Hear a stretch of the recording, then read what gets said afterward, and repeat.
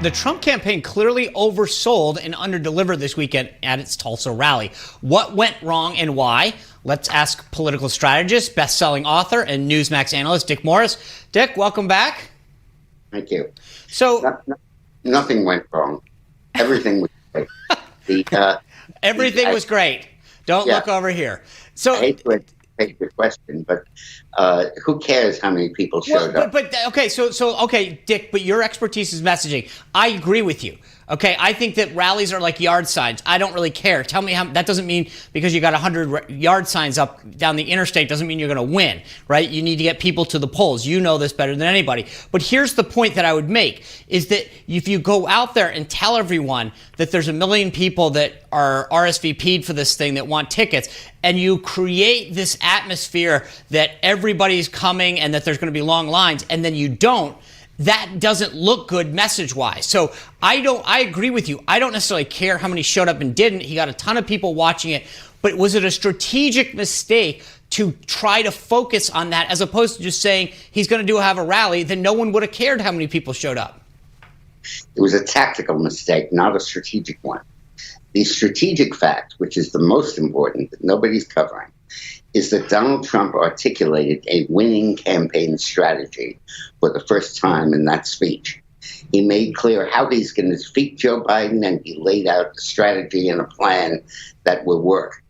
He said that when you combine Joe Biden's weakness, habit of obedience, submissiveness, with the outrageous craziness of the radical left, and you combine them, you have a presidency that will be controlled by the likes of AOC.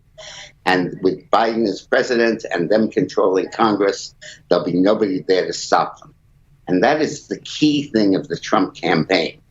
In the past, he's articulated Biden's senility and inability to function. But in an age of post-nuclear war, that's not what it used to be. You can live with the president if his advisors are okay. Good to know that. Pushing him far to the left and are making him sign stuff and do stuff to abolish police, abolish the DEA, abolish the IOC, affirmative action for everything, no cars, no fracking, no oil, no coal. You're going to have a president run by the radical left. And ultimately, the fear of the left will overcome the fear of Trump. You know, Dick, I want to change gears just a little bit to something I think is really interesting that you recently did a segment on the division that we're seeing between the Electoral College and the popular vote. And obviously, Trump lost the popular vote in 2016. I'm sure he's gearing to try to get it this year. But why do you think that there is a division? Because in your segment, you say that that is going to only continue. Do you think that we'll see that again in this upcoming election? Yes, the change occurred in 1992. When Bill Clinton decided to advertise not just on national networks, as all candidates had done, but aiming at specific markets, in this case, North Carolina and Florida. And then in 96 and ensuing elections, they picked it up in every campaign. And now political ads are really only run in 17 battleground states. It's the only thing the two parties agree on, the battlegrounds. And 33 states don't see any of those ads. So 33 of 50 states don't see the whole campaign.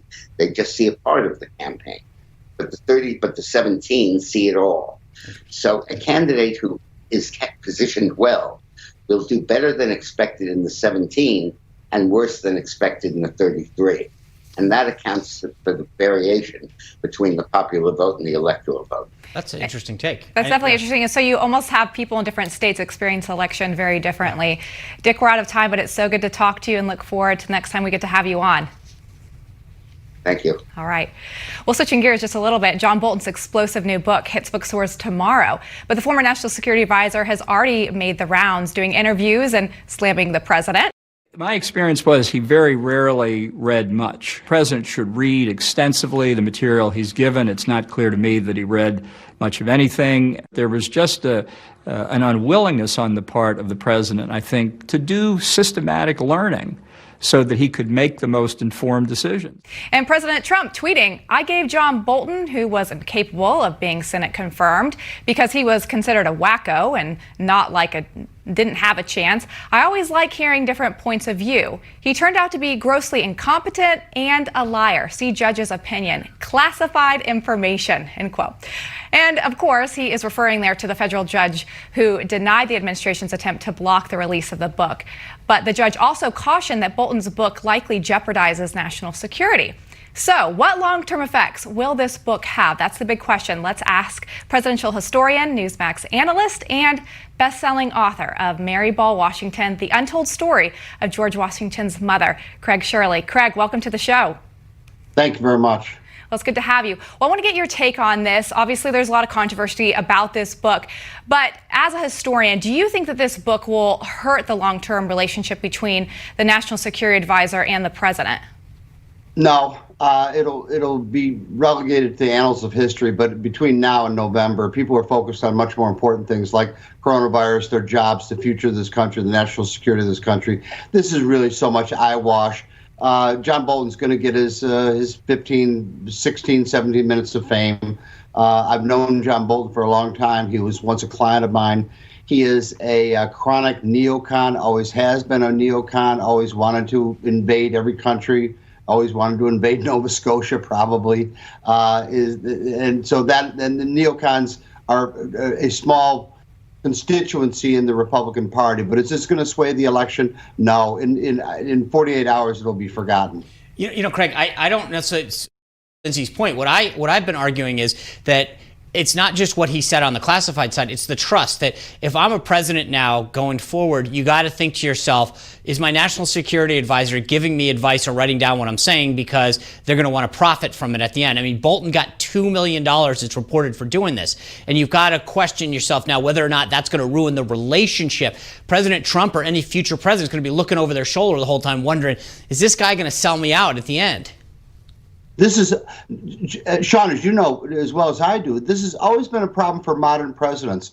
Going back to Franklin Roosevelt, he wanted aides with a passion for anonymity, as he said. LBJ said much the same thing. Winston Churchill once said, "Is that history is going to be kind to me, for I intend to write it." John Kennedy was so obsessed with his own history, he had Arthur Schlesinger on staff permanently as his own personal historian to make sure the story got correct. All presidents have been bedeviled by less than trustworthy aides who have written embarrassing Roman clefs. But does it really affect the outcome of the election? No, and I don't think this will have an effect on the outcome of the election either. Really? Okay. Well, I think there's a big difference between the outcome of the election, which I agree with you on. I don't think anyone's going to care. You either love President Trump at this point or you don't. I don't think what John Bolton says is going to sway anyone. But I do think that all of these guys going forward are now going to wonder about the relationship between the president and the national security advisor. So anyway, I appreciate you coming on and sharing your perspective with us. We got a lot more to talk about with you during this election cycle, so I hope to have you back soon. Thank you. All right. Well, the Bolton book makes for some great drama, but do people believe him? Will it move the needle? We'll ask our company next.